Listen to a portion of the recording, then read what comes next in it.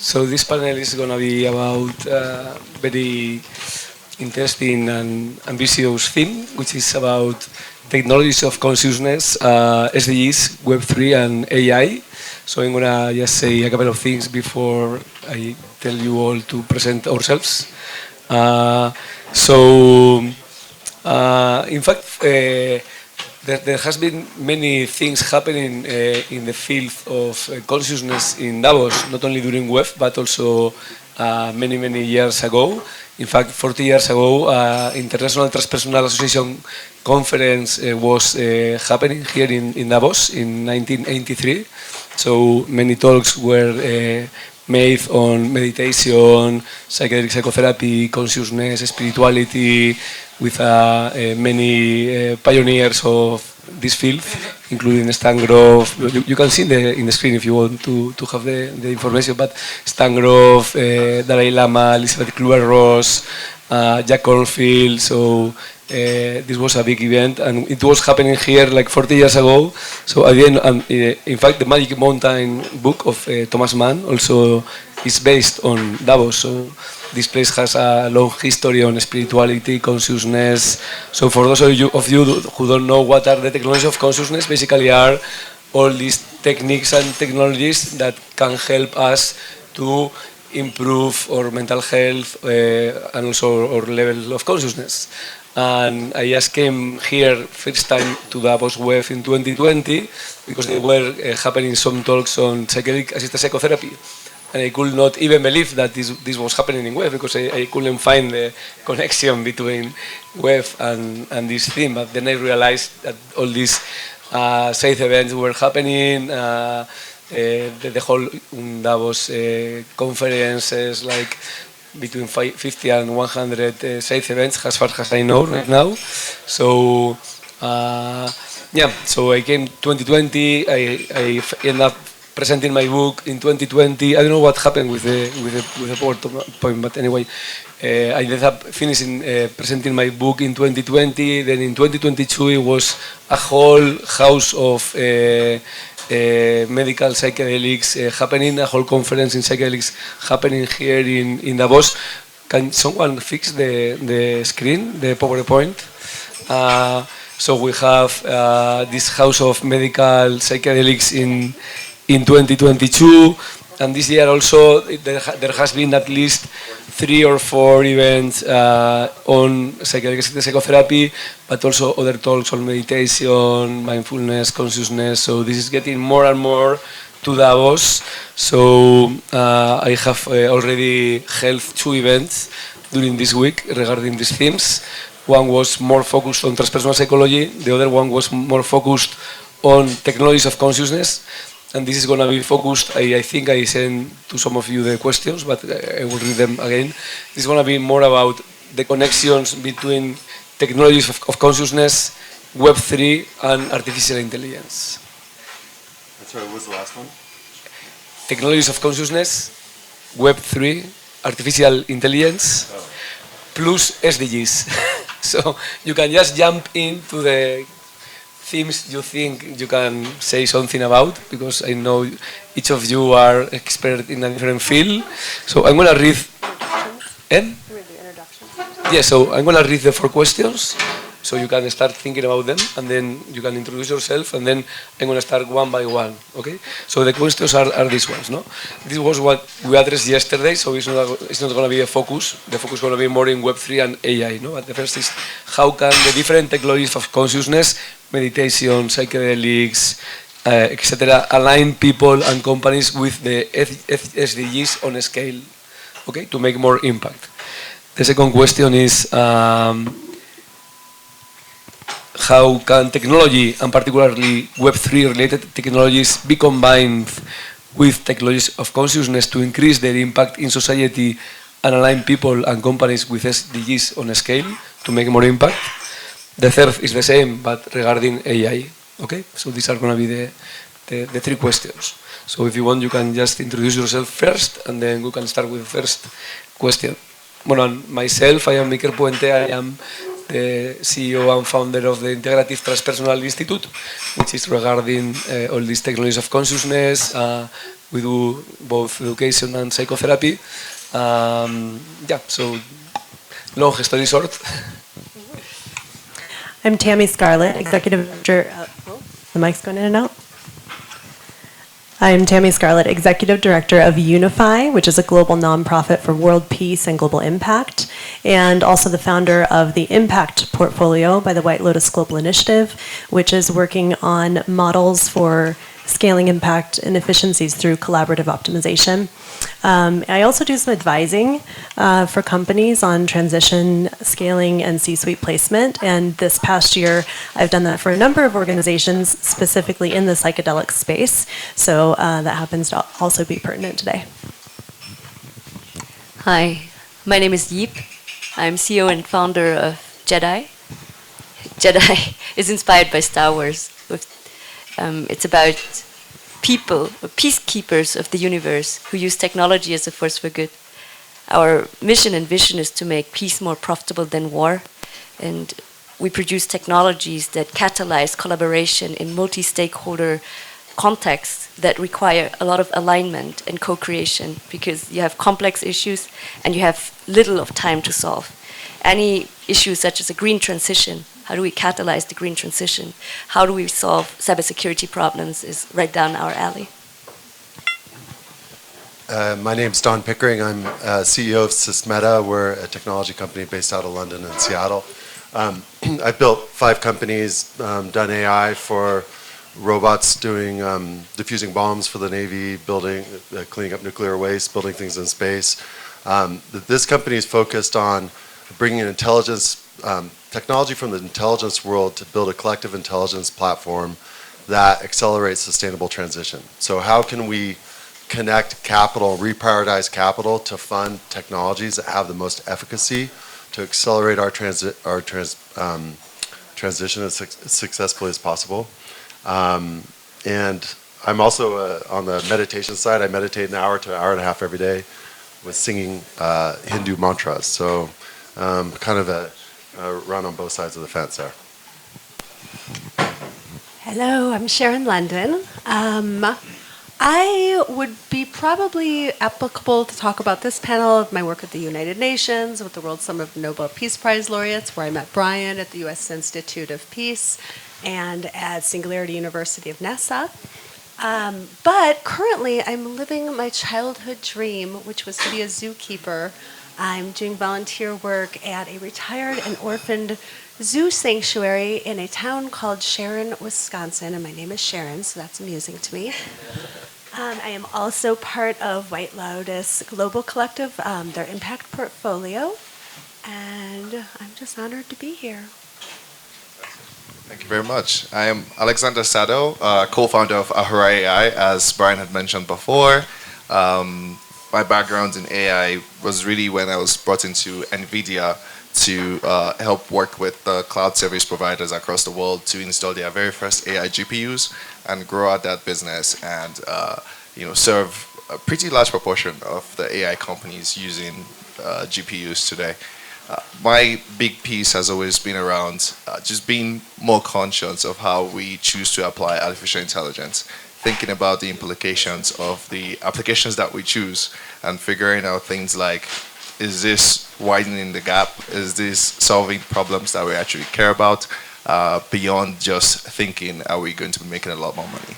And so looking to share some of those perspectives today. Back to you, Ika. Thank you.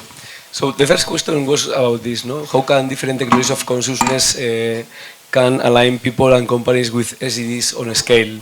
But I know your expertise is more in technology, so maybe we can skip this one and go to the Web3 and AI and then come back to this one. But I just want to address something that is very interesting. Is this book regarding, it's called What the Dormouse Said, How the 60s Contraculture Shaped the Personal Computer Industry. So this book is about how all these guys who were in the 60s talking techies academics, they were the ones who developed the personal computer industry in Silicon Valley in the 60s, 70s. Well, and by the way, San Francisco, where the whole contraculture movement happened, and Silicon Valley is half an hour by bus. So, but this book explains, I mean, it's not my idea, it's something that has been researched. So my question is going to be the other way, no? How can technologies be combined with technologies of consciousness to increase their impact on society and align people and companies with SDGs? But in fact, it's also the opposite way. Technologies of consciousness also has had a great impact on creativity regarding technology. So maybe we can also talk a little bit about that if it's your case. I don't know if it has been your case, but the idea is that, no, how, and in this case, Web3, no, how Web3 technologies can be combined with technologies of consciousness, meditation, psychotherapy. This can be an application, an app, or it can be the multiverse or whatever. So you are more expert than me on this. So whatever want to jump in this question, you can start.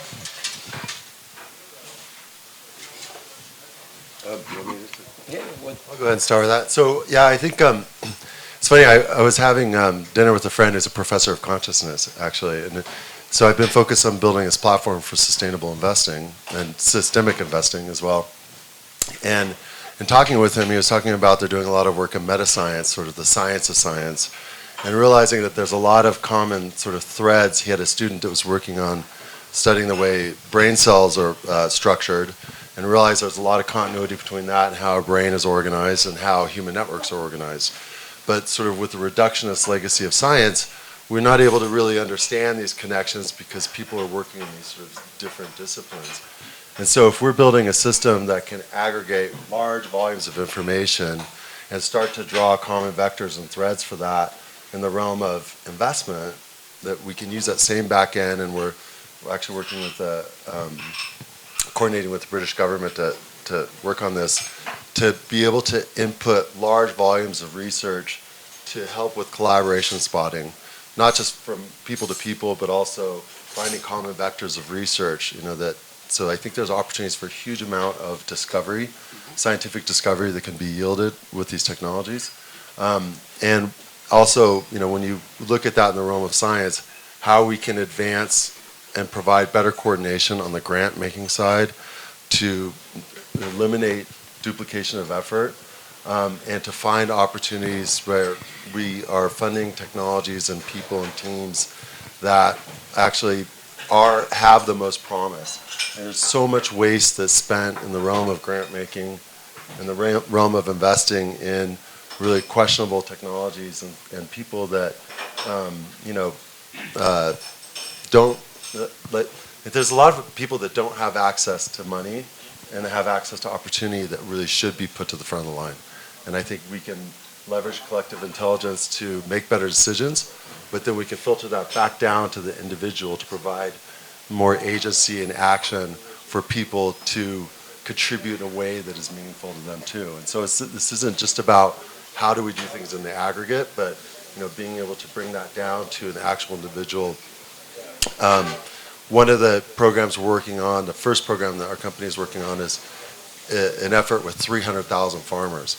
How do we take 300,000 smallholder farmers in Brazil and accelerate their transition to regenerative, to go full regenerative, full sustainable? Education, resources on the ground. We can use technology and analytics to provide better coordination and make sure that people have access to the information that they need.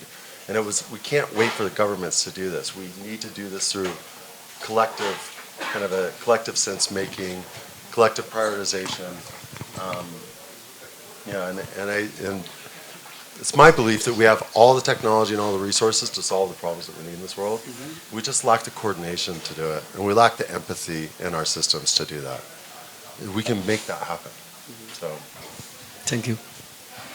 And maybe if you can say in a few words for the people who don't know what is Web3, if you can define Web3 in a few words. Yeah, just by show of hands, who of you is in the room already knowledgeable about Web3?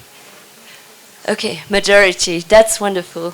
Then I can start with one step back. For me personally, coming from the business side of things and having studied business and economy, Web3 is an evolution of the internet, where Web 1 was the internet in which information costs were reduced to nearly zero. Right? So what it enabled was education across boundaries, accessible, affordable education for everyone. You could access an online library of all the world's information at very affordable costs if you knew how to. Then there came Web 2. The impact of Web 2 was that communication costs went literally down to zero. When I grew up, when my family had a phone call to Vietnam, that was like really expensive, just 5 minutes talking to the relatives. Nowadays, I send a WhatsApp, I'm in a Wi-Fi here, costs me literally nothing. So that's Internet Web 2, the Internet of communication that brought down the costs of communication to nearly zero. Now, what is Web 3? It's the next evolution, and I think we're about to reach the tipping point. We are still not there yet because we haven't yet had the killer app, right? Like how ChatGPT just reached, I don't know, hundreds of millions of users in a very short time period. That hasn't happened yet with Web 3. But the promise of Web 3 is that it will drive down the cost of economic transactions and the sharing, anything related to the transaction costs of economic activity, down to zero. That's from an economic and business point of view. And now when we think about Web3 as a technology, or the ecosystem that produces the technology that makes that transition possible, then I think linking this back to the Sustainable Development Goals, like the overarching goal of Sustainable Development Goals of the UN is to create a world full of peace and prosperity. And peace and prosperity can be reached if we have a way, and I just want to build on what Dan already said, when we have a way to share all the upside of economic upside, economic opportunities that arise from the deployment, the development, the deployment, and the usage of this technology for all human beings in an equitable way. And before we reach a point in which economic costs of transaction at global scale go down to zero, it will be very difficult to let everyone participate in the economic upsides that technologies like AI bring. Right? Everyone is contributing data, in particular if you look at the developing countries, data labeling services from Africa, then data provided for medical use cases in, in regions where we don't have strong data protection laws. All of that data goes into training of LLMs that are then monetized by American tech companies, or maybe Chinese tech companies. And when we don't have Web3, that makes it very cost efficient to have everyone participate as a stake owner, like a stakeholder, as a shareholder, a token owner of any kind of entity that deploys these technologies, then the gap between those who have access and who have access to equity and those who don't have access to it will widen. And that's, for me, the relevance of Web3. It will enable peace and prosperity on the world, but not only for a minority, but for many people, for everyone, in fact. I put this picture of, I don't know if it's representative, but it's what I find about Web3. Well, you were with me, I have also this picture, if you check it, when we went to SDG 10. So what can you say about this connection between Web3, technologies of consciousness, SDGs? Yes. Oh, well, outer peace or geopolitical peace, I think, has two elements. One is what I already mentioned, the economic opportunities between humans who are now in a truly globalized world with technological infrastructure that connects everyone at zero cost. But the second key element to peace, to geopolitical peace, is inner peace. How could we actually get to a world in which we create or take and give in a way that makes the pie bigger for everyone if we don't come from a place where we are not scared of giving, where we are not scared of losing? And that requires a lot of introspection, training in letting go of fear, and training of being grounded and connected. And I think everyone who basically builds technology, who has not received that kind of training in whatever way that may come, cannot build technologies that are for the good of all, because it needs a lot of intelligence to build these systemic kind of technologies that benefit and don't harm more than they help. Thank you.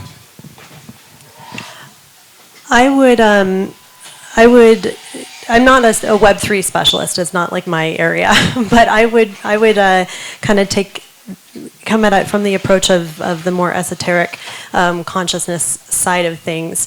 So at Unify, we really are on the map for our work in trying to help to elevate consciousness on the planet, mostly through global synchronized meditations.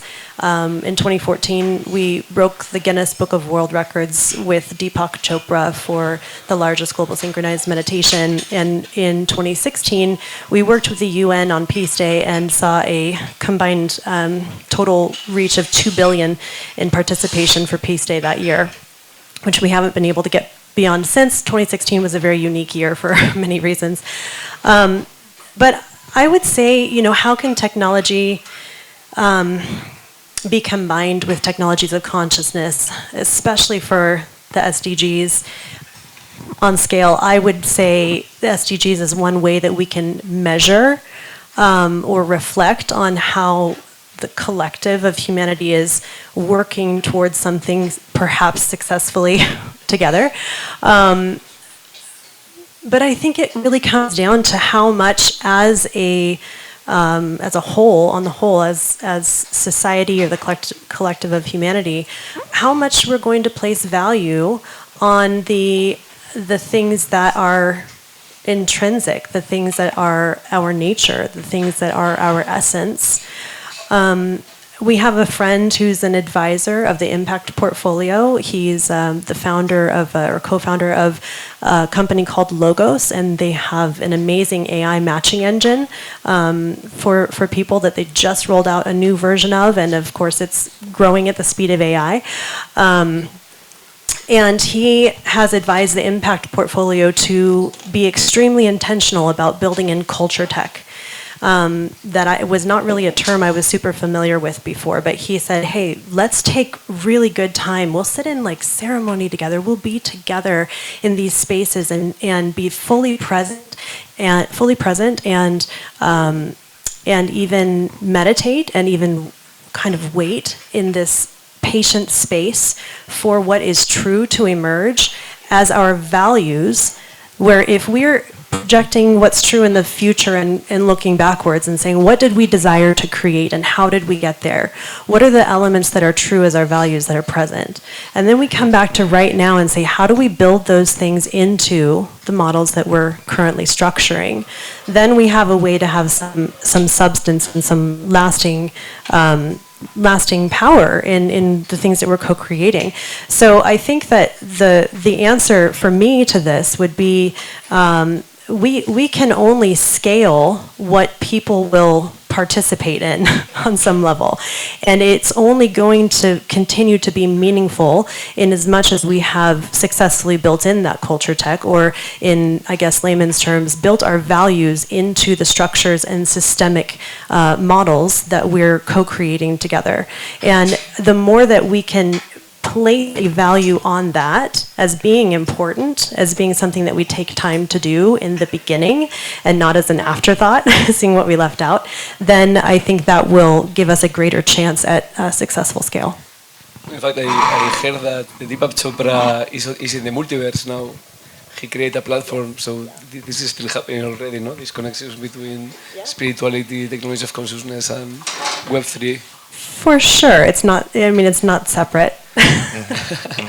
Anika, actually, I think it was really great you asking these questions. I actually never thought of, I don't know why, I have not talked of AI and SDGs together. So this is a good time to think about that. And with that, I'm wondering, as experts in the panel about these technologies, I'm wondering, the top AI companies in the world, are they working on SDG problems? Or what's the SDG coverage? I wonder what that answer to that question is. Because I just think of Facebook and Microsoft, and I think of advertising. I think the big companies are even not aware about what SDGs are. Okay. I mean, even myself, I was not aware. I didn't know what the SDGs were until 2020 when I came here. So I don't think the CEOs of the Silicon Valley companies know anything about. I would love to add, though, to that. You know, even if you're maybe not intentionally working with that framework, what the big companies like, for example, Meta and Google have done is they have pioneered Web 2. They were the main drivers for making the cost of communication go down.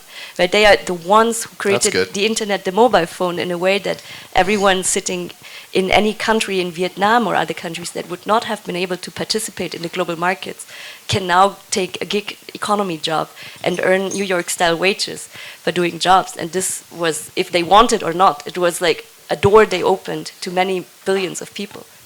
No, that's powerful. I'm glad you're mentioning that. So it's helping me at least think of the ways that they have positively contributed to these ways that we are to improve life. Coming from Africa, I would say I'm excited about AI's potential to do more with less. Right, it's automation potential to do more with fewer resources. When our groups get to speak with, say, African governments or African spaces about this, the first things that come to mind are, oh, we don't have resources. How are we supposed to build AI tools when we don't have resources? And we try to get them to think about it in reverse, the other way, where it's a case of perhaps you can use these AI tools to transcend resource constraints of the past. For example, we're never going to have enough teachers in Africa. We're never going to have enough doctors in Africa. And these resource constraints go beyond Africa. There's places in the US that are never going to have enough teachers or doctors either. But now with AI tools, you're not going to replace a doctor fully or a teacher fully, but you can triple access to basic needs. So I'm very excited about the potential of AI to do that.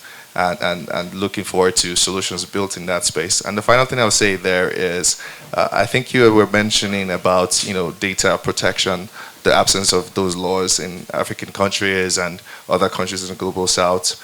I would even take it further beyond just data protection laws and talk about the need for building infrastructure on top of which AI solutions can be built by the local innovators. Right, and of course GPUs, because I come from NVIDIA, and in fact any compute infrastructure that can support the local communities to build solutions to their own problems, I think it's a very big thing to prioritize. So coming as a person who was working in emerging technologies since the 1990s, I'm talking about things that were absolutely incomprehensible at that time that are still just starting to emerge. And same thing with now. So there's so many things, especially from like the SDG impacts and the ethics impacts and the consciousness impacts, that still are things that are bubbling up within us, but somewhat incomprehensible.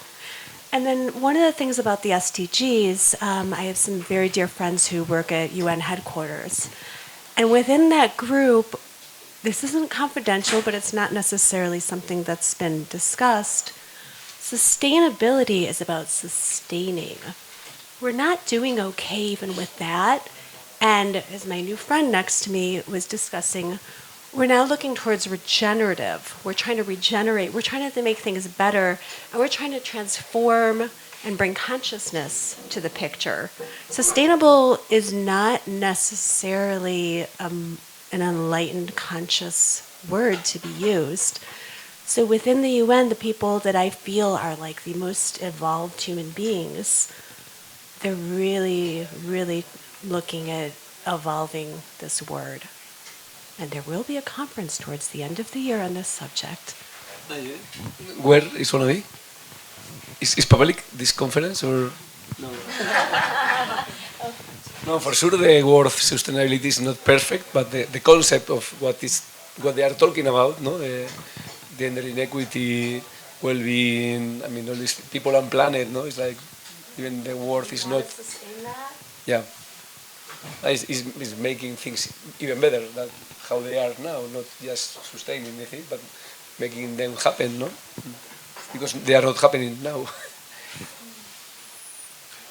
I think, one of the things I think about is like what's it like for somebody on the ground? Like, how do we meet them where they are? And when when I look at climate change in particular and the impact on food security, and particularly in Africa where there's hundreds of thousands of farmers, right? And so many farmers that, and the potential for displacement, from farmers aging out, so the next generation not coming in, not understanding how to deal with climate change, drought, flood conditions affecting food productivity, things like that. I think loss of cultural connection when people are displaced, and there is cultural connection. There's huge humanitarian issues associated with that. So how do we figure out how to use technology to minimize displacement in the first place, and then how do we soften that displacement if it does happen?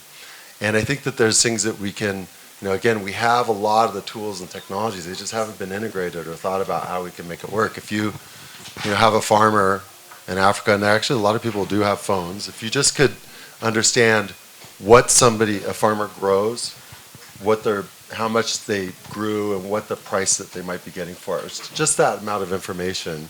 You could sort of you could use that, interface that with climate models, climate data, GIS data, to figure out on a prioritized basis, what farmers will be under threat in what order, and what information they might need to have resiliency, and to provide them with the education or the resources or the micro subsidies to affect that.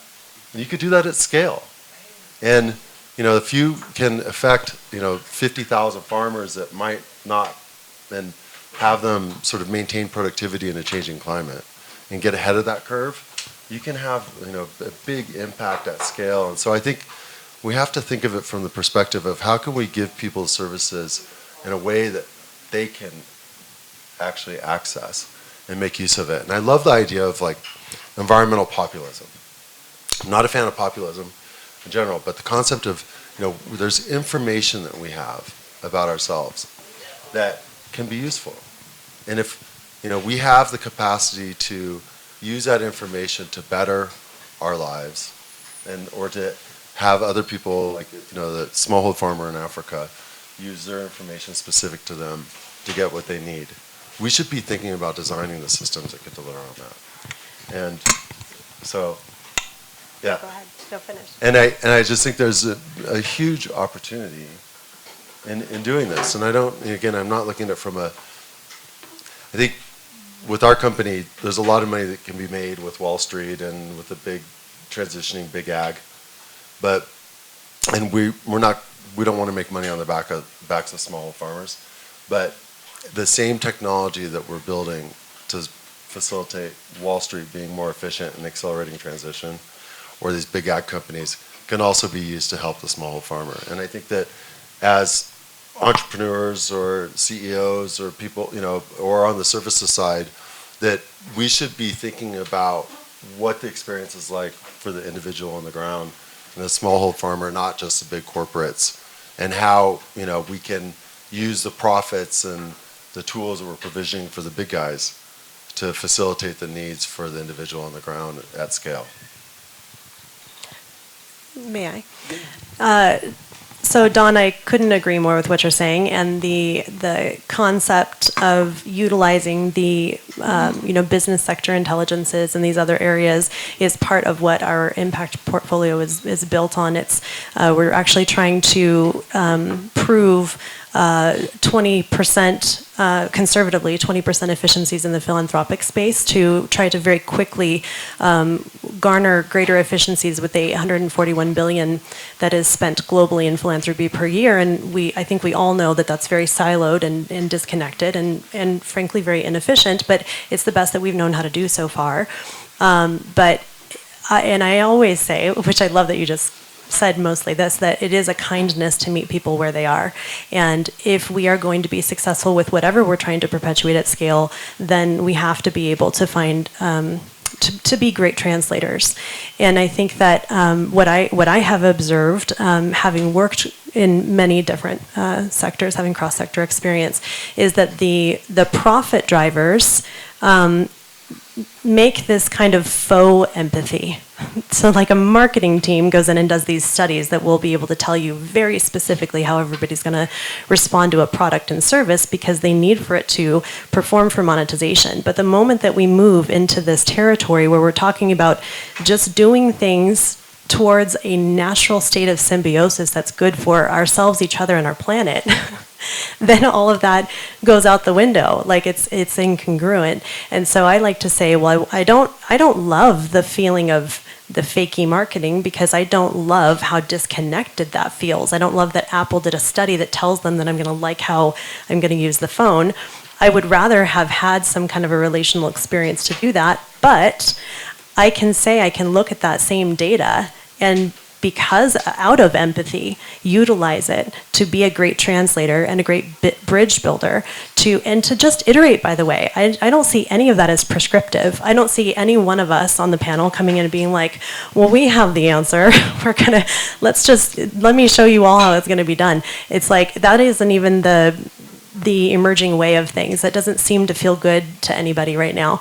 I feel like right now is the time of rapid prototyping and iteration, and for that to be a co-creative process as much as possible with a fullness of presence and full activation of self, and then from that see what it emerges and try. But utilize everything we have available to us as humanity, including all of that empathetic data.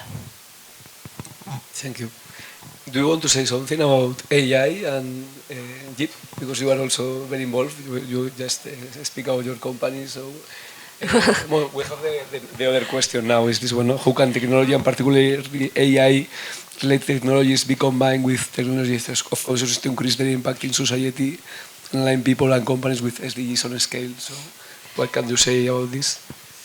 Yeah, I would love to integrate the concept of artificial intelligence with human intelligence, then to come to collective intelligence.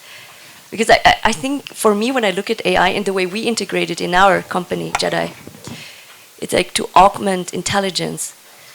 The AI technology plays one part, and the part it plays is to catalyze the documentation of human wisdom exchange. So what do I mean by that? When we solve a complex issue such as climate change, in particular, for example, we work with green transition, hydrogen, clean energy transition. And then you need to get the perspectives of so many different stakeholders together. What are the interests and the views and the expertise of the public sector, the research sector, academia, then maybe the human rights or the philosophy needs to get in there, and then the locals, whoever are affected by whatever is planned. So all of that already, you need to have a very good methodology to help people who don't necessarily use the same terminology to come together. Right? So aligning language is a big, big thing. And aligning language, for example, when people don't even speak English all, AI can help a lot in that. AI can translate. And what we do in Jedi is also transcripts. You can imagine when you have stakeholders speaking with each other for 1 hour. That's like 40, 50 pages of transcript of like information, and typically original information being exchanged. How do you now condense that in our interventions that we run typically 2 to 3 days of parallel conversations with multiple stakeholder groups all together? So now that gives you like 2,000, 3,000 pages of content. And one human brain cannot absorb all that information. So we use the help of AI to condense information to the essence, and create insights out of that. And with that, you can extremely exponentially catalyze the knowledge extraction and the condensing or integration and creation of consensus along a complex, or finding integrated and consented answers along a complex issue. And I think that's the way to use AI as a contributor to augmented intelligence, rather than a siloed and separate entity which we should master, or we should be fearing that it replaces us. Someone else want to say something about AI and SDGs and consciousness? I have another question also, but if you want to jump. I mean, I think that, we should also talk about, there's two sides to every coin, right? And so, I having built technologies that could diffuse bombs, the same technology could be used to place bombs, right? And so I I take very seriously my role as a steward of the things that I'm building and deploying. And I had a manifesto in my last company. I mean, I come from a long line of Quakers. We're pacifists. It doesn't mean that we, don't like. I mean, my dad was in World War II, in a battle midway, refused to carry a weapon as a Quaker, and he was arrested for spying in the Soviet Union in 1961 as a pacifist. But he, I think that with this, AI has a potential for cognitive hacking at scale. It's quite scary, and we need to recognize that. We need to be very mindful around how we deploy and use AI. I also think, though, that it can the lingua franca sort of capability of it is really important. We have a lot is lost in translation, and I think that when you look at the capacity for blended finance, right, or how can we take complex projects and give these projects the information, the support that they need at the different levels that they need across the complexity or the life cycle of a project. It's really important, right? Like, how much family office wealth is there that is trying to find a home, but people don't know how to comfortably deploy that capital because it's challenging. It's scary, And so, how can we use this information and this intelligence to reduce the risk, increase the impact of it, and provide critical programs with the resources that they need through the life cycle of these programs? Some of them very complex, right? To facilitate large-scale change, and I think that can be done at the realm of projects, and it also can be done in the realm of cooperatives. And I think that the potential for AI in facilitating large-scale cooperatives that sort of reduce large corporate influence and or government undue governmental influence is important, because we don't just live in the world of big corporates. There's large syndicates and conglomerates of smallhold farmers that can, as a collective, can get the resources and the information they need to facilitate and contribute to sustainable transition and climate resiliency. It's amazing that you just addressed this. You want to say something, or? The next question is just about what you were saying. Can I jump in on this, because I think it's interesting.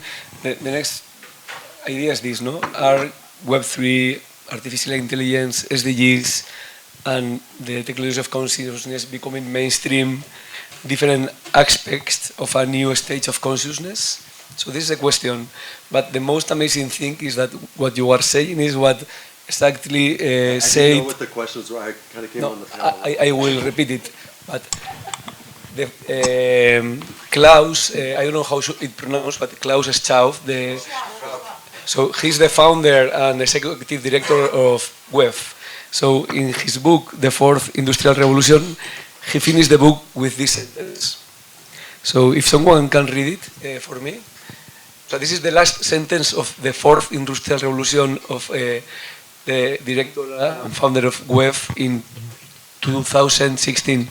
I can read myself. So he said, I firmly believe that the new technology age, if shaped in a responsible way, could catalyze a new cultural renaissance that could enable us to feel part of something much larger than ourselves, a true global civilization. And this is the director of WEF.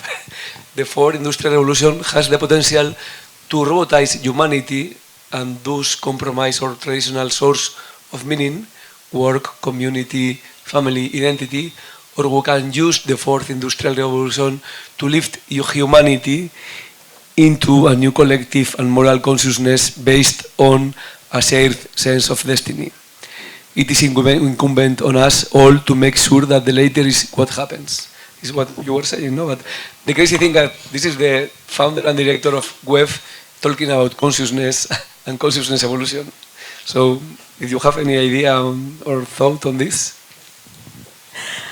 So as executive director of Unify, where we have 2.3 million organic followers on Facebook and like a 350 million syndicate of consciousness people. A lot of them don't even like it that I'm in Davos because WEF can be considered very controversial in many circles. And I have the same problem with my institute.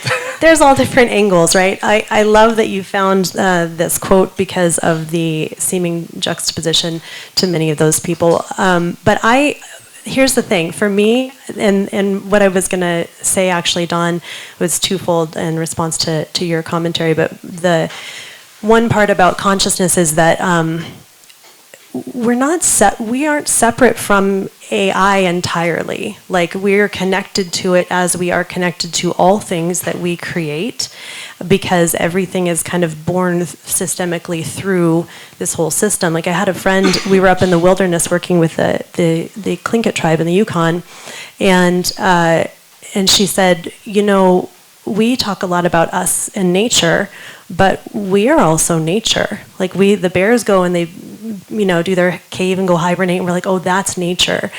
But we are also a species on the planet, also going and building our habitations and everything, So I look at things differently. I flew into Dubai recently for a speaker series at F1 and COP28, and I looked at everything that had been built there that was man-made and thought, this is simply what we are choosing to have as our contribution as part of this symbiotic relationship, and we sometimes don't see how we are doing that in maybe a severed fashion.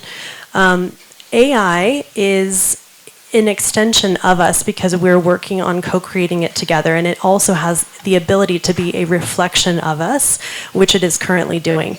But so is everything else. The way that we pollute in the oceans is also a reflection of us. It's an aggregate reflection of us, of the algorithm of the whole of humanity together that changes constantly every second when some die and some are being born and some are changing their minds and their paradigms and all of this.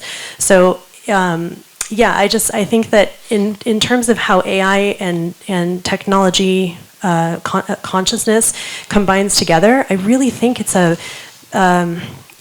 context issue, a paradigm issue.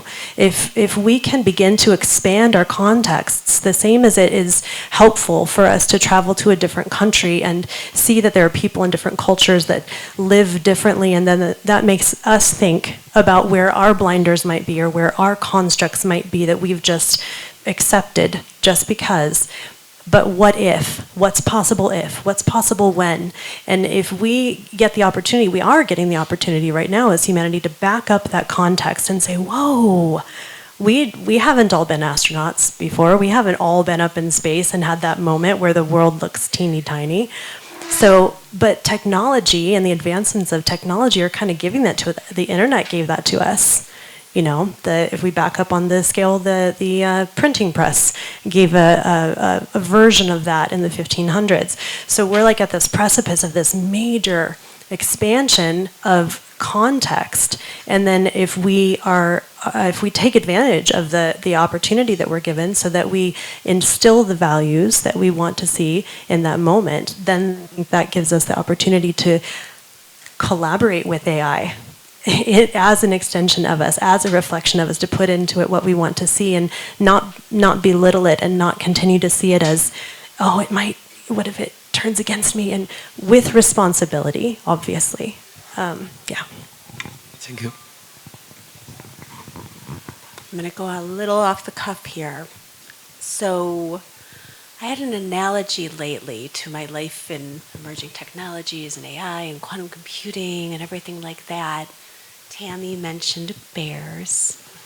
She knows I love bears. So the zoo sanctuary I'm at, we have 3 orphaned grizzly bears.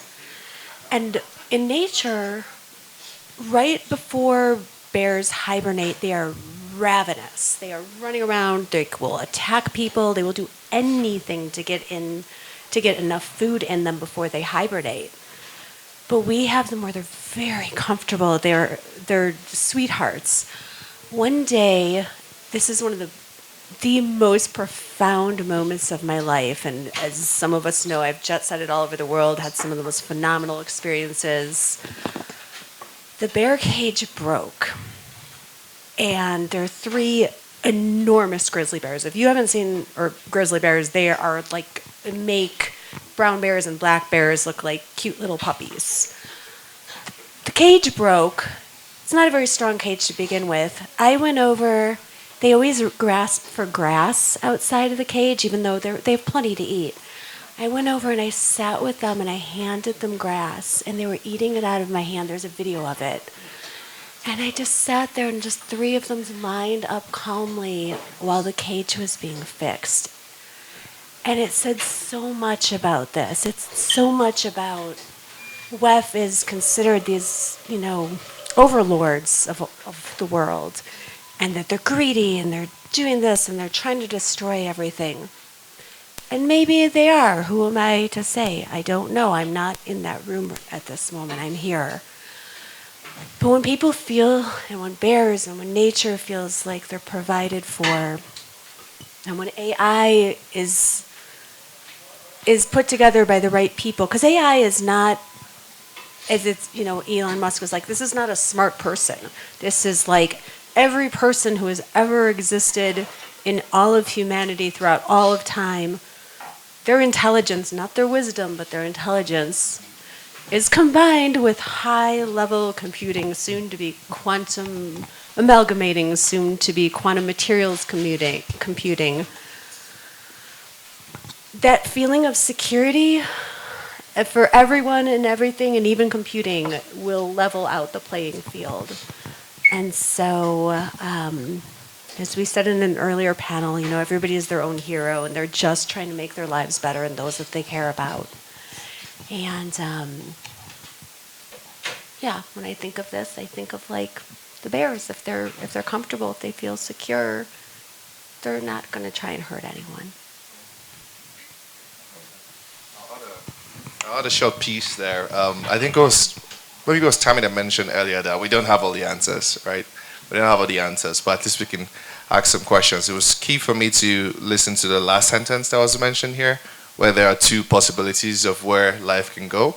And so for me, I just urge all of us to keep thinking of incentives. How do we create the right kind of incentive structures such that we humans decide to use these new tools that we're building, from AI to tools of consciousness and all of it, use them to make it easier to live for majority of people on the planet, as against just doing the opposite of it. So that's the piece I'll share. What you were saying is about how Maslow say about the hierarchy of needs. If you have covered your basic needs, you don't need to fight. You start covering other needs that are more related with emotions and self-realization and self-trust. And then, so if we really do the job of everyone having the basic needs covered, everyone is going to behave more in a more positive way with the rest of the people and the planet.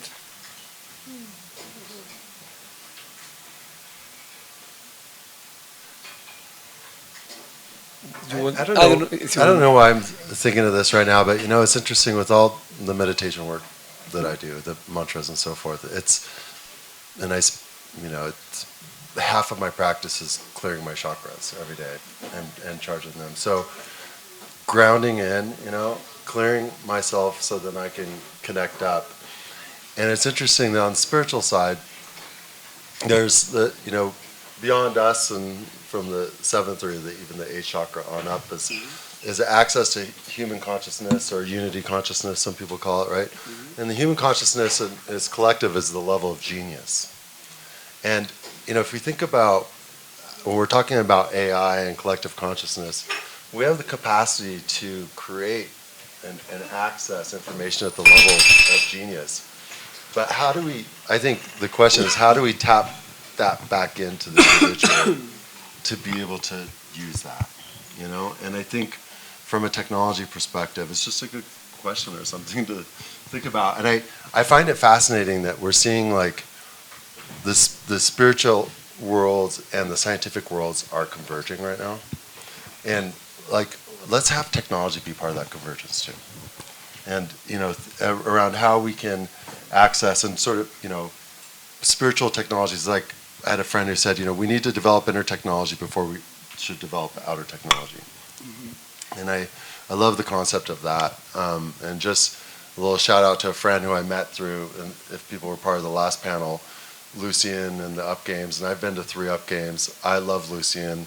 And, it's not just the 1,000 people that have brought a vision for the future of what we can build, but it's those 1,000 people. We're all becoming in a network now and collaborating and working together. And I've realized if you want to do things, we want to do them at scale, right? But we have a real opportunity here, and I think let's do that. And I think be optimistic and realize that we can build the future that we want, and we just need to come together to do that. The shout out to my friend is he's a 53-year-old surfer in Amsterdam, and he did the largest HIV fundraisers in Africa history. He's working on greening Africa with a group called Just Dig It. They've greened 400,000 hectares of desert and sort of made it green by teaching people how to dig bunk holes with shovels. And he's now working on a program called Imaginal Cells, and he's going to take 10 million people in Africa between ages of 18 and 22 and teach them transcendental meditation. It's like a 4 to 5 day program. Help them understand what sort of goes through a process of discovery to understand what their particular genius is, because every single person has a unique genius, and then to develop an action plan of how to leverage that genius to help their communities in their way that is meaningful to them. And I think that's beautiful. And so it's imaginal cells is converting which are the cells in the caterpillar that once activated sort of turn it into the butterfly. And I love that, with the capacity to sort of bring the spiritual work, for me, it's something that was always so segmented that I worked with all these brilliant PhDs for so long, and they thought I was woo-woo for my spiritual work and all the stuff I've done. I'm not shy about it anymore, because as I've come into my spiritual practice, then the more grounded, the more centered I am, the more the world manifests around me and brings to connects to the vision that I have, and it comes to me, and it's like, and that's like the work you were doing last night, and that sort of discussion was so beautiful just to participate with that, with the Rinpoche, and I think let's celebrate that, and let's bring that into the discussion and talk about that and find ways to integrate spirituality with technology and science. So, what is the meaning behind technology? The technology, you could say, is the application of science for a purpose. And I think I wouldn't be wrong here when I said many of us would agree that the purpose would be the human betterment. Right? So if we would agree that technology is the application of science for human betterment, and maybe in my case, because I build peace technologies, what is peace? Peace is, in my definition, the absence of violence. How does the absence of violence manifest? That requires a lot of skillfulness, because violence can already be in our communication. One observation I made, and I use the same terminology quite a lot to say, to meet someone where they are. But when you reflect about it, it's actually a violent expression, because it has an implicit, very subtly implicit assumption that this person is somewhere not as far as I am. And this requires awareness to already in our, it requires awareness that comes through training to already understand violence in daily communication, in the wording, but also in the emotionality that we bring into our words. That again requires us to be able to let go of emotions, frustration, anger, and so on, at the moment, as it arises. And that's like almost Dalai Lama kind of level of awareness, right? But so what I think when we talk about technologies, how do we build these technologies for human betterment? We cannot do it without all these technologies and exercises that have been developed in the past thousands of years in the different schools of consciousness education, because they help us to see clear, and in every of our action, starting with our thoughts and then with our words, to build technologies that advance or are for human betterment. And for example, in Jedi, I mean, it's just a fun name, but for me personally, the philosophy behind Jedi is there's something like a Jedi pledge, right? You kind of pledge to understand peace, but to understand peace means to stand under peace, right? And to stand under something, it means like, you know, a thought of peace becomes embodied because it goes through your body into your 2 feet so that you can understand it. And that's kind of why we, for example, in Jedi, we have built brands for education. One of them, I just wanted to show it because I love it. It's Sustainer. It's like AI and Web3. And it's a community for women and non-women who use technology to advance these sustainable development goals. And they do it in a systemic way. And I think consciousness and technologies cannot be separated, because if we don't practice conscious being, then we cannot build technologies for the betterment of humanity. And that's why, all in all, whatever we say, it's always apples and bananas, but in essence, we all, I guess, would speak about true embodied consciousness.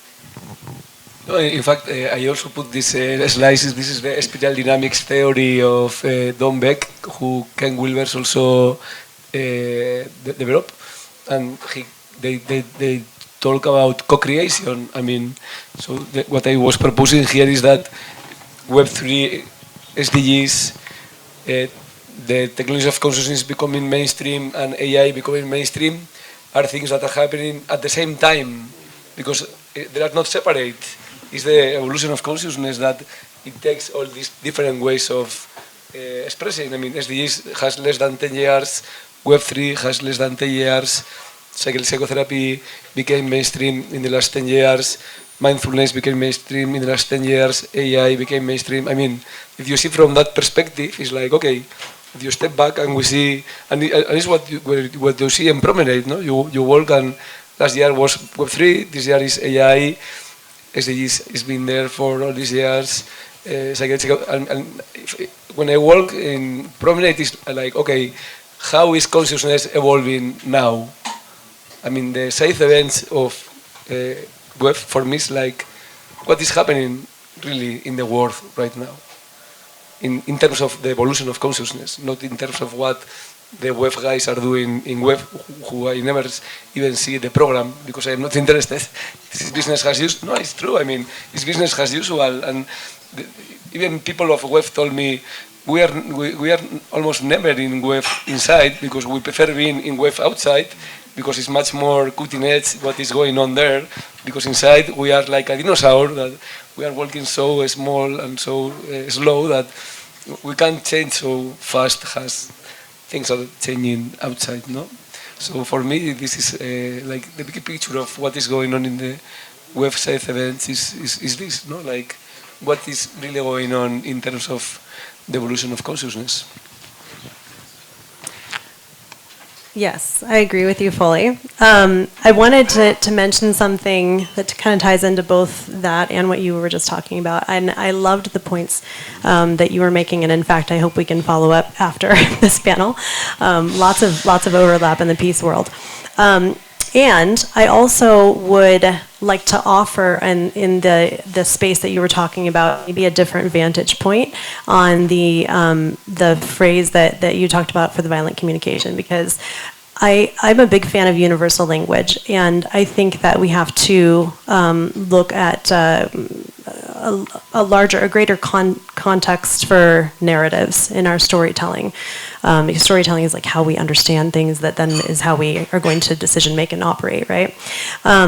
But that particular phrase, the meeting people right where they're at thing, I think that that this is a context issue, because if we're talking about, me saying I'm just going to meet you right where you're at so we can just get you out of the stuck place you're in, there's like a belittling to it. But when we're talking about meeting humanity right where we're at, it's like there's not a difference. We're talking about all of us co-elevating together and utilizing what we have the ability to see or imagine for a possible future to bring that into a reality, which is, I think it's very compassionate. And so the same phrase with like the same wording could be violent or non-violent based on context. So I think it's really important for us to be talking about contextual storytelling and contextual narratives, especially in this emerging technology space. And to your point, I mean, last year I didn't go into every doorway and hear something on the agenda about consciousness, and this year consciousness is popping up all over. We were just on I was on a panel in Sonos with on Davos. That was a consciousness panel, and there were several other consciousness panels there. And I thought, well, that's something. I mean, go 10 years back, and it wouldn't even have been allowed in any business conversations anywhere. So it's interesting that it seems that it's like no longer a taboo topic, and even though maybe it's more in the noetic sciences space than the hard sciences space, it's kind of okay to talk about. I think that is going to serve us well in these next 12 to 24 months as things rapidly emerge. Well, I'm gonna, because you say this, this is another thing that is interesting. Last year I met Frederick Chao. He was giving a talk in a family business network dinner in the SDG tent, and he's the co-author of this book with Erwin Laszlo, Forward Deepak Chopra, The Dawn of the Era of Well-Being. So he was talking about consciousness to all the WEF and SDG UN people last year in this dinner. So, and it was like, I mean, you are talking about consciousness here. So he has just wrote another book. You just mentioned last year in the dinner. His last book is this one, One Choice, One Worth, The Rise of the Well-Being and Happiness Economy. Wow. So this is amazing how, because he came from the business. I mean, he's part of one of the wealthiest families of China, so, and he's on consciousness also, he's on web, he's inside, so he's talking about all this. I mean, he brings hundreds of copies of his book, and he's giving, so, and we are doing another event this evening. It's not going to be here, but today at 5 I'm going to have a conversation with Frederick Chao about his book and all these things that we are addressing also. It's not going to be in the House of Trust, I don't know, maybe it's going to be in Sonos, by the way, in the bar, but if you want to know, I will send you the information. But it's going to be at 5:30 for sure, somewhere in Promenade. So, but if you want to say something about this, what do you think about this idea of the rise of well-being and happiness economy? Do you think this is something that can happen, that the economy focused on well-being and happiness? I was the first chief well-being officer in a German company, and I sorry. Company, super well-being. I had to repeat that. CWO, chief well-being officer. Because I thought the notion of well-being has like two notions, right? The being, that is like all the mindfulness, the practices, the consciousness trainings, and then that's the morality. What do I stand under? What's my purpose? And I thought we need to establish that as a strategic corporate role on board level in the company.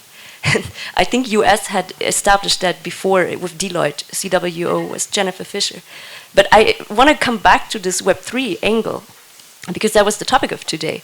I don't think any economy is going to happen for happiness and well-being when we don't have a Web3 at a point where every human being who contributes or not contributes to society, but is a member of that economic society, can get a fair share out of that. And actually, Don mentioned the cooperatives. Like AI will enable cooperatives. What is a cooperative? It's a collection or a collective of individuals who stand under one common economic purpose and share the rewards equitably. right? And in the Web3 space, we already have these concepts. It's technology-enabled collectives or cooperatives are called DAOs, decentralized autonomous organizations. I think DAOs will still take a few years to really hit scale because technologies and infrastructures, platforms need to be built and awareness education. But I think the next evolution of DAOs, I wrote an article about that 2 years ago. I think it's called TAOs. What are TAOs? TAOs are transient, anti-fragile organisms. Because without consciousness, we cannot have the fear, eliminate the fear of impermanence. Nothing in life is stable. Our life is not stable. So when we can have organizations and are okay that they come and they go and don't hang on to them, then we reach a point of collective consciousness. Anti-fragile, that's a skill of resilience. You benefit from adversity. We know that the world every day becomes more adversarial. And then the way out of it is to become resilient in an anti-fragile way. You benefit from it. What doesn't kill you basically makes you stronger. That requires trainings. And instead of talking about organizations, you would think in the future with consciousness, you can speak about organisms that would respect the nature in us, in our interactions, in our artificial collectives of interests and collectives. So the future of DAOs is like TAOs, and TAOs can be possible when Web3 hits scale. Can you repeat TAOs? What is the meaning of TAOs? A transient, anti-fragile organisms. You know, you asked if this rise of well-being and happiness is a possibility in the world. I think that a lot of people who are in power need to understand what happiness is, because they're not looking for necessarily happiness, they're looking for satisfaction of their ego. And they're looking for power, and they're looking to win stuff. And that's not true happiness. And once they really understand that, the world will be a much different place. The world, I don't know if will is the word because it doesn't seem feasible in this day and age, but the geopolitical situation is not derived off of happiness, except for maybe like Bhutan has the global happiness product that they're devising instead of the GDP. Very few places are besides, also the UN happiest places, Denmark some years, Helsinki other years. They're basing this on happiness as opposed to like power and influence and egoic versions of happiness. So I think that definition needs to be understood before we can kind of even understand if this is a feasibility. There's sort of 100,000 years of evolution that in many respects work against that. I think we live there's a lot of fear in this world. There's a lot of sense of, people sort of focus on individual themselves rather than the benefit of the whole. And I think a lot of the systems that we have sort of reinforce that type of keeping people in power and keeping the wealthy. As we can sort of build these next systems, I think, which sort of give people a path to agency, then I think, given a choice, if people have a choice, then they want to contribute and make a difference. But we have to find a way to meet the fundamental needs that we have to get there. Education, healthcare, general wellness, and I think we can make that switch. But there's a lot of people that live with sort of a lot of grief, and I think the struggle because they can't break out of either the inner struggles that they might face before they can move into that place of agency. I'm encouraged and I'm an optimist. Actually, I do think that psychedelics is there's a lot of healing happening in this world in the realm of both spiritual awareness, spiritual propagation, and psychedelics. And I think that is a really, really big start. And I think the other thing is the rise of collectives and cooperatives the kind of move from dependency on governments, because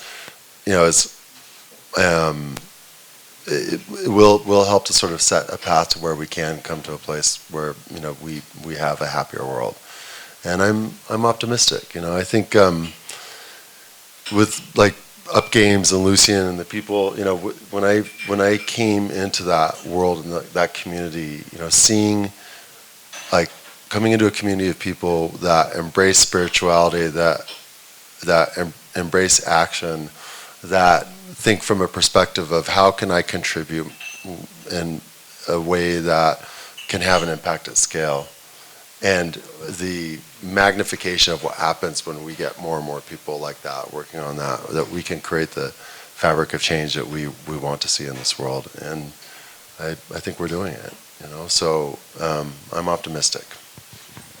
Thank you. So maybe we can do a 1 minute, how is 2:40, so 1 minute or 2 minute closing remarks. So we will come back to the title of the panel, Technology of Consciousness, SDGs, Web3 and AI. Closing remarks, wherever you want to add to what you have already said. I'll start because I'm going to piggyback on the psychedelics comment, since we didn't get to go much into that space today.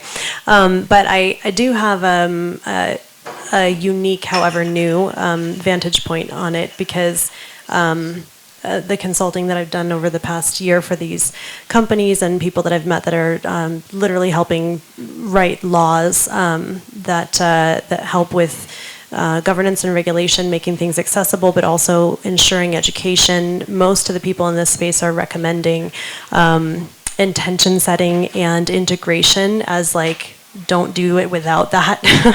And so, if you are new to that world, I would recommend doing some Googling research or asking a friend who knows and getting a little deeper in that space. But my husband is a medically retired military veteran for PTSD, and was medically depressed with suicidal ideation for over 4 years.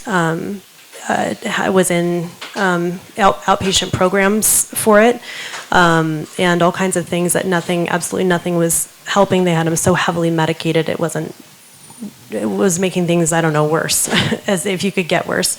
And the VA person recommended ketamine, said he was a good candidate for ketamine. He tried that, and after the first session, that neuroplasticity thing did what it does, and he called me from the car on the way home and was like, I'm sitting here and all these cars are around and like it doesn't bother me. It actually feels like we're just all traveling to where we need to be, and this is really cool. And he's like, he said, I can't remember a time when I've been in traffic and it didn't make me angry.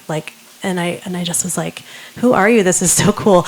And then he did that for like 6 months, and then he moved to a few, I don't know if I'm allowed to say this on the panel, psilocybin treatments, and started doing some microdosing with that, all under guidance. And that then made him no longer dependent on the ketamine. And so he's not substance dependent right now, and he's not having suicidal ideations. And all of this was made possible through the psychedelics. Now, I don't believe that humans require substance innovation at a regular, on a normal level in order to access the things that are readily available for us in whatever you want to call it, the air, the unified field, life, existence, anything.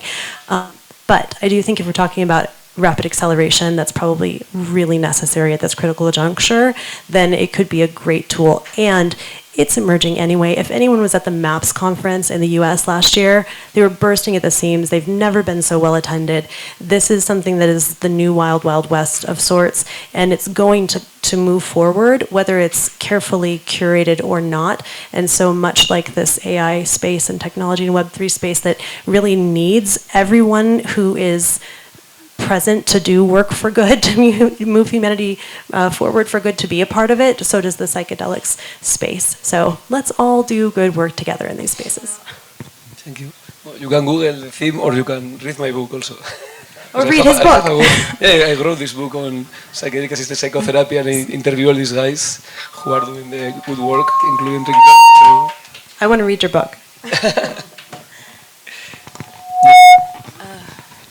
I have not much to add apart from if we really want to make peace more profitable than war, then we best collaborate right now, because there's no time to waste if we want to build a peaceful world together. I would add Ibogaine to the mix. It's an incredible work being done with Iboga and Ibogaine. But yeah, I do think we're at the end of an era and the beginning of a new era, and we're in transition. And I think that if we can, bring the spiritual communities together with the scientific communities and technology, and operationalize empathy, sort of inset empathy into our political structures, our business structures, that we can address the problems that we have. And so I'm optimistic. I think we need, we're on the front side of a major reprioritization of capital. There's a lot of money that, if deployed in the right ways, could really make this transition, instead of a hard blow, a soft blow, and I think set the stage for a beautiful world to come. And I think about that with my daughter just got engaged. I'll probably be a granddad in a few years, like 3 years from now. And I think about the world that my grandchildren are going to live in, and I'm encouraged. I really am. But things are gonna get more difficult before they're gonna get better. And we all need to work and ask ourselves, what we can do to help and make this transition as smooth as possible. That was a very smooth transition to transition. I am also going to touch on some of these subjects. Psychedelics, I went to a MAPS small event that we're discussing, having not done psychedelics. My psychedelic was having flatlined when I had a near-death experience.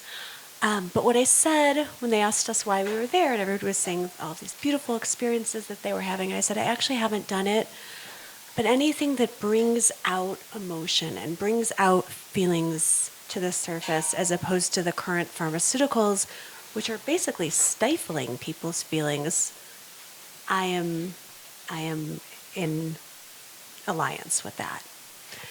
And I feel that way in some ways about our current geopolitical situation in the world. There's a lot coming to the surface. There have been tensions, great tensions with all these countries for a long time. This is not new. This didn't just come out of left field if you haven't been maybe paying attention to global politics. And I'll say a really quick experience I had. I was visiting people I knew in the West Bank of Palestine, going through Israel, and we did a workshop on nonviolent communication with both Israeli and Palestinian women and their children in one little area that they're able to meet in, which is right outside of Jericho. And then I went on my way to go see a friend of mine and go into Gaza. On the way to Gaza, there had been a ceasefire. There hadn't been the slightest problem for years. And I was talking to my mom, and all of a sudden I hear and a very loud alarm, and I didn't have any access to what that was, and it was a missile coming in. And I was staying with a friend's mother that I know from a conference at Harvard, and she comes out and she calls me Sharona. She's like, Sharona, yalla, which means let's go in Arabic, even though she's Israeli. And I looked at her, I tilted my head, and I realized what was going on, but it took me a split second. And I covered the phone so my mom couldn't hear the alarm. And I said, Mom, oh my gosh, I just realized this phone call is so expensive. I've got to go. I love you, Mom, I love you. And I hung up. And I ran into the missile shelter, and I was there for 4 days with 144 missiles. I didn't have my phone, and I wanted to say goodbye to everyone. And that gives me so much empathy for what's going on right now, because both sides, just deep empathy. But to be in that Israeli household and to understand that these people just want to stay safe. And through any means possible. I mean, I don't have children, but I'd imagine if I had kids, I would do anything to keep those kids safe. And just seeing it from that perspective, I think, is so imperative for so many reasons and so many levels. And that's all I have to say. And in fact, it's interesting that it's being done a study, ayahuasca ceremonies with Palestinians and Jews is being published already. MAPS is doing it, so it's interesting how also these tools can be used for creating, bounding people and getting feelings going out and being empathetic with the other side of the conflict, no?